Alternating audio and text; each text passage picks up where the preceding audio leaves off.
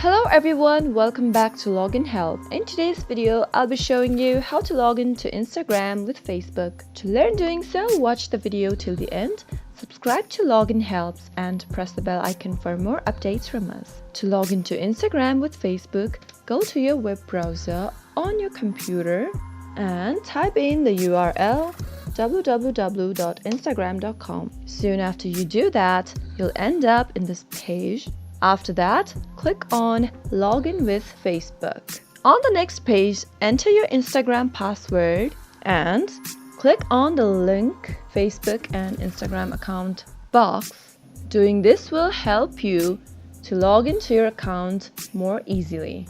And click on the login button after you've filled in everything.